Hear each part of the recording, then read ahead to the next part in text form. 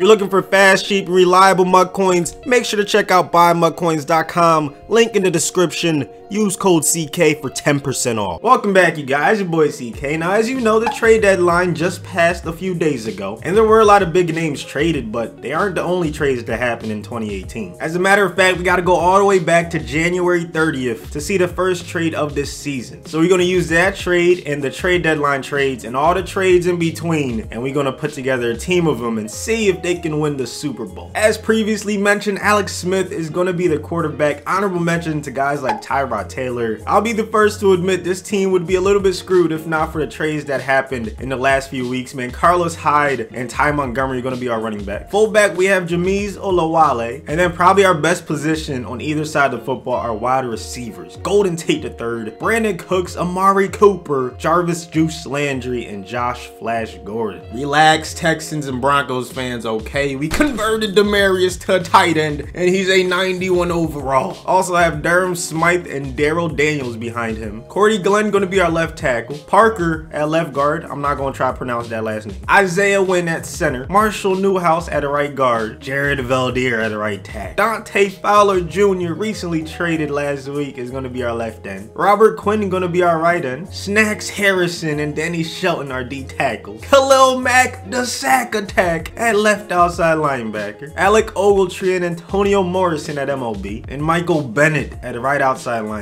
Just like our wide receivers, our cornerbacks are stacked as well. Aqib Talib, Marcus Peters, Jason McCourty, Kendall Fuller, and Eli Apple.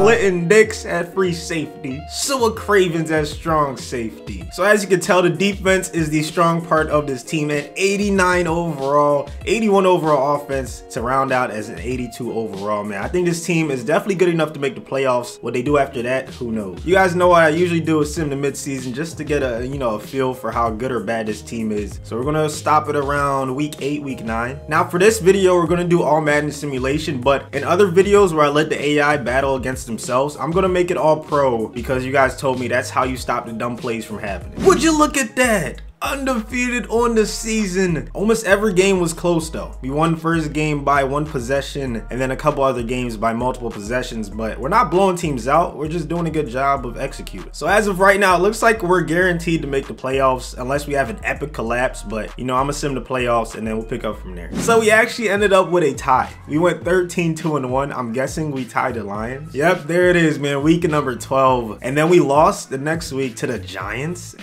And then we lost to the Packers a few weeks later. But yeah, this is a pretty good record. I'm pretty sure they have the best record in the entire NFL. Let's take a look at the stats, man. Alex Smith, 4,500 passing yards, 68 completion percentage, 33 touchdowns to 10 interceptions. Not a bad year at all. Our rushing attack was very, very good. Carlos Hyde went off. Over 1,000 yards, 15 touchdowns. Ty Montgomery, after a change of scenery, had himself 7 touchdowns. Brandon Cooks had the most receptions. Golden Tate had the most reception yards and the most reception touchdowns. Demarius Thomas, thriving in his role as tight end, had 8 reception touchdowns. Smythe had 5. So Alex Smith did a great job of spreading the ball around. Alec Ogletree led the entire team in tackles, and you will not believe where Khalil Mack ended up, man. 4th in terms of sacks on the team, but that's just because his teammates were doing a great job, man. Snacks Harrison as a D tackle led the team with 10. Marcus Peters had himself 5 interceptions on the year, haha, and Aqib with 2. And as for yearly awards, Alex Smith was top 10 in MVP voting. Coach of the year was the coach for the Bears. In defensive player of the year, we had Alec Ogletree, only 2nd to Deion Jones in the NFC. Antonio Morrison came top 5, and Marcus Peters was also top 10. Mr. Hyde was top 5 in terms of best running backs in the NFC. Man, look at all these amazing running backs in the NFC. Golden Tate was top 5 for best wide receivers in the NFC, man. You love to see it. However, we didn't have anyone in the top 10 in terms of best O-lineman. I feel like that's one of the weakest spots of the team.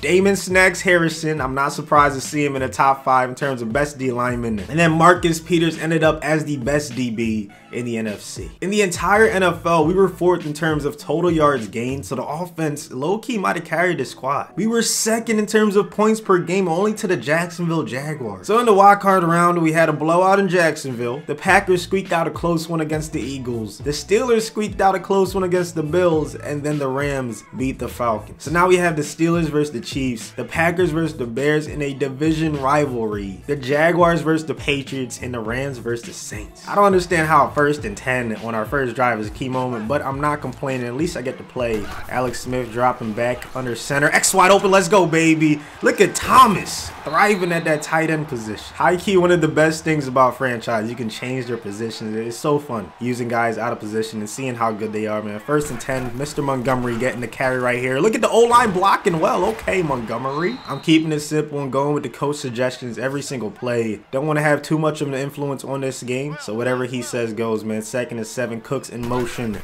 And we have triangle wide open, baby. They blitzed, but we got rid of it with the quickness. And Daniels gets us down to the 24. I guess this entire drive is a key moment because they're keeping me in the ball game as we find ourselves in a 1st and 10 to 24-yard line. Looks like they're going to be blitzing that safety. We going to hit the cutback, baby. We going to hit the cutback. Damn, you got to hold your blocks, brother. Or I could just, you know, give credit to that linebacker for getting a nice block shed, man. Look at how cold it is. You can see everybody breathing, bruh. That is crazy, man. Imagine playing in Chicago this late in the season. Not a fun time. Not a fun time, man. That's not a fun time either. Getting sacked is definitely not fun at all, man. 3rd and 15. We cannot afford another sack. We got to at least stay in field goal range. So I'm glad that coach called PA crossers. And we have circle wide open, baby. Let's go. Brandon Cooks getting us down inside the 10. On a play like this, we're passing to our running back. I'm glad Montgomery's back in because, you know, that's where he excels, man. 2nd and goal. And damn it, nobody's open. Oh, X, I see you. Go Phil, baby. Let's go. Come on, Demarius, for the first points of the game. So we're actually going to be watching the rest of the half from the broadcast angle, man. Under 2 minutes left. Aaron Rodgers in a 2-minute drill is always dangerous. He's sitting back with amazing protection. Going to go to the sidelines to Jimmy Graham. Rodgers in the empty backfield on the 2nd and 8. Still has 3 timeouts. We sent the cornerback on a blitz, and it's intercepted by Eli Apple. Montgomery with the carry. Montgomery with a big run, hits the juke move, and he's off to the races. The Bears are going up 2 possessions. So we start the second half with the football. Look at Carlos Hyde getting his first carry the second half and making it a good one. If that's your plan for the rest of the game, I don't blame him, man. 3rd and inches. Alex Smith in the shotgun. He's going to hand it off to Montgomery, who's going to pick up the 1st down. Yes, obviously, I would love to be playing the key moments, but if you guys play franchise, you know that once you switch to broadcast, I don't think you can switch back because I tried and, yeah, I wasn't able to. But at least we get to see this team dominate, man. 14-0. Alex Smith. Oh, my goodness. I jinxed him. Here comes a 2nd and 9. Aaron Rodgers looks like he's going to be handing the football off, or maybe... just maybe it's a play action. Nope, it's a run. Jamal Williams getting this solid 4 yards. But he has done nothing for them on the ground. 4 rushes for 5 yards. It's pretty much in Aaron Rodgers' hands, as it usually is in real life, man. 3rd and 7. Rodgers dropping back. Someone in his face, but he gets rid of it to Jones, who's very close to the 1st down. But he did not pick it up. Instead, it's going to be a 4th and inches. And they're going to punt the football. Wow. I don't know about that decision. I probably would have went for it with Aaron Rodgers. Play action on 2nd and 4. Alex Smith, plenty of room to run, but instead he fires a bullet to Brandon Cooks. You guys think this could be the divisional round matchup in the NFC playoffs this year? Obviously with the real-life Bears versus the real-life Packers, man. I think it could. Both teams are definitely above average. But it's going to be a dogfight, man. I compare the NFC to what the Western Conference is in the NBA. It's just so many good teams. Honestly, I could see 5, 6, 7, 8 teams. 8 different teams making the Super Bowl in the NFC. Look at that one-handed catch by Golden Tate III. Something I rarely do is go into the replay mode, but we have to for this one. Golden Tate, newly acquired Philadelphia Eagle, one-handed catch on Jair Alexander. So we've switched sides. We begin the 4th quarter with a 14-0 lead, and we're already pretty much in the red zone, man. I'm loving the way this team is playing on both sides of the football. Alex Smith gonna run the play action once again. Nice protection, and Brandon Cooks catches it, but it's a fumble. Another turnover in scoring position, man. You hate to see it. Clock is ticking, man. Less than 5 minutes left in this game. Rodgers stepping up, going across the middle. Jones once again, but I think it's too little too late. Yeah, you got to spread it out. You got to start passing the rock, man. Down 2 possessions. Less than 4 minutes left in the game, and it's an interception. Kendall Fuller. That should pretty much wrap this one up. So there's 4 teams left in the playoffs. Steelers versus Jaguars, rematch of last year, and the Saints versus the Bears. All right, let's go ahead and force the advance. See if we can beat the Saints. Barely. Extremely close finish, man. 31-24. 1 possession game, just like in the Steelers-Jaguars game. Gotta look at the stats, see who's killing it for us, man. Alex Smith, 3 touchdowns, 1 interception, outplaying Drew Brees. Ty Montgomery has been a force.